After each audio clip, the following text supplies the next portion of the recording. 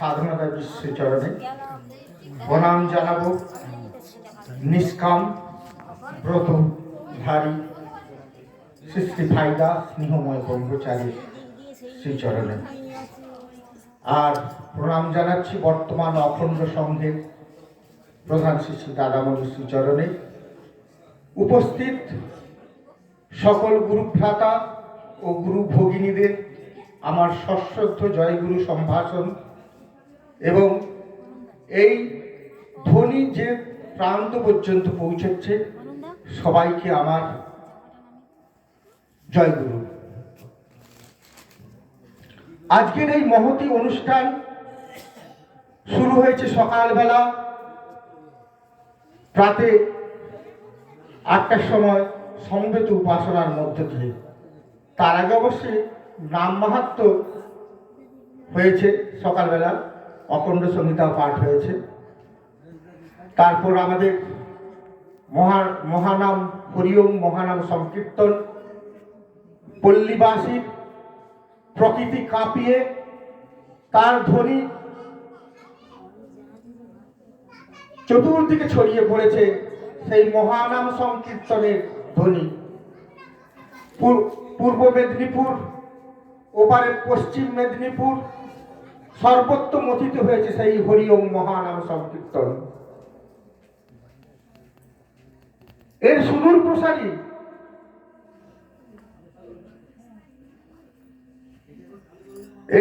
প্রসারী যে ব্যক্তি, যে এর মহা কল্যাণময় প্রভাব, তা এখানকার জনগণ বা আমরা জনসাধারণ কতটা বুঝি জানি না, কিন্তু এটা মহাবিশ্বে যে কোথায় কি ধ্বনি প্রতিধ্বনিত হচ্ছে, ওঙ্কার, সেই মহা ওঙ্কার ধ্বনির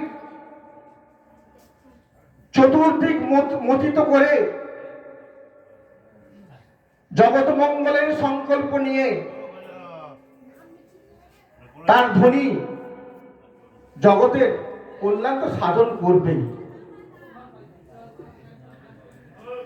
তো আমি আজকে শ্রী শ্রী বাবামণি সম্পর্কে 2-4 কথা বলবো।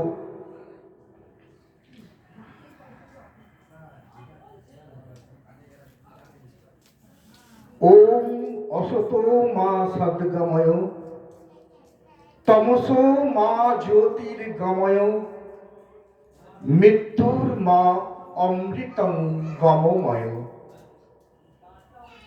অসৎ হইতে মোরে সৎ পথে নাও, জ্ঞানের আলোক জেলে আধার ঘুচাও। মরণের ভয় যার অমর করো, দেখা দিয়ে ভগবান শঙ্কা হরো। ঔপনিষদিক সেই বাণী, চিরশাশ্বত বাণী, আজও ধ্বনিত প্রতিধ্বনিত। অর্থাৎ অসৎ হইতে সতে উত্তীর্ণ, সেইটাই তো চরিত্রের সাধনা। সেই চরিত্রের সাধনা শ্রী শ্রী বাবামণি তার জন্মের প্রতিটা মুহূর্ত জনসাধারণের জন্য ব্যবহার করে গেছেন।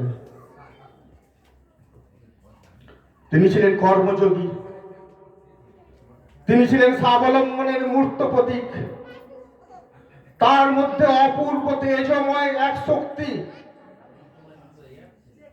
সেই তেজময় শক্তির সামনে যে যে দাঁড়িয়েছে, যে যে তার স্নেহের পরশ পেয়েছে, তারা বুঝেছে সেই অপূর্ব মায়াময়,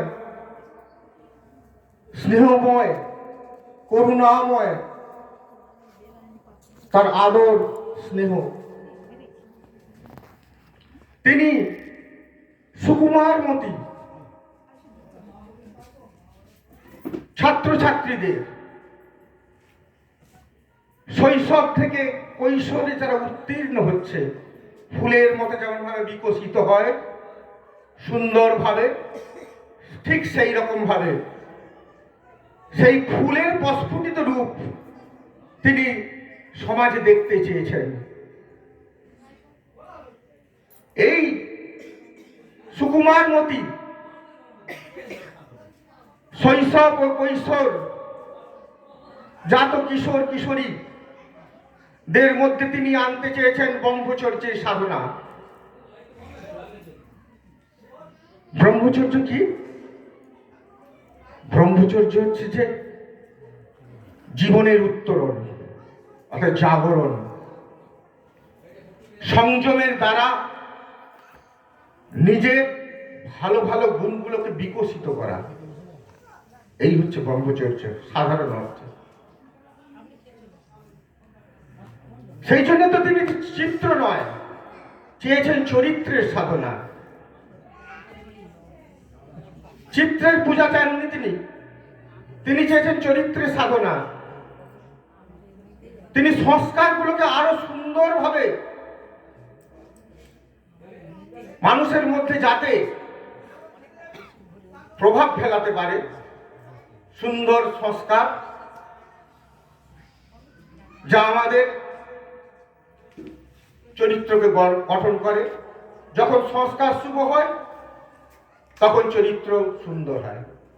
সেই জন্য তিনি বলতেন সৎ চিন্তার মৃত্যু নাই রে, সৎ চিন্তার কখনো মৃত্যু হয় না। সেই জন্য তিনি বলেছেন অনুক্ষণ সৎ চিন্তা করতে। হয়তো তার কোনো প্রভাব হয়তো আমরা বুঝতে পারবো না, কিন্তু আমি যদি জগৎ মঙ্গল সংকল্প করে যাই